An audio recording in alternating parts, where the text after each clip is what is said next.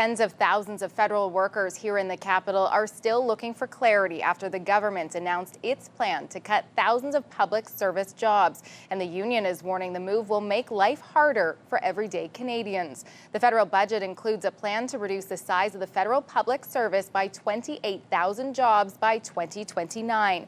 It's expected 16,000 of those will be job cuts, the other 12,000 through early retirements and attrition. CTV's Austin Lee is following this story for us today. Austin, what are you hearing from public service workers?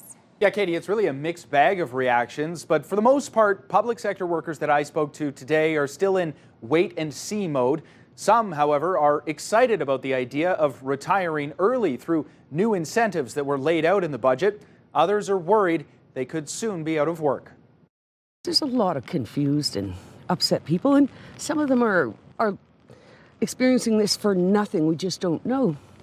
So we're carrying on as if everything were normal and waiting for the hammer to fall down. I'm just waiting until it actually passes to react. Everyone's talking about it, but till it passes, nothing much we can do. A cold and gloomy day in the nation's capital, fitting for thousands of public sector workers wondering if they will soon be out of work. I still need the job to raise my family, so it's bad that the economy is not that great. While some fear job cuts, others are intrigued by the prospect of an early retirement. I will wait to see what will be the option, and if it's a good deal for me to retire now, I will. For me, I think it's a good budget, yeah. The federal budget laid out non-specific plans to cut the federal workforce by 28,000 jobs by 2029, a move union leaders say will impact services all Canadians rely on. We've seen the same tired story before, first under Chrétien and then under Harper.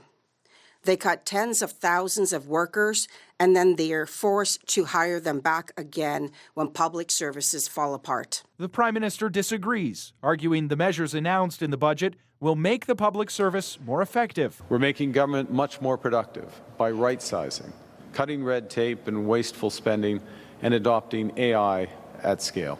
Either way, the job cuts will hit Ottawa harder than anywhere else, and the business community is calling for support. What we'll be looking for is a thoughtful transition, both to redeploy that workforce in our own economy here, and also looking for additional support in diversifying the economy. And while federal workers wait for clarity, many are just trying to stay positive. I'm smiling because we have no choice but to accept what's coming on and work with it.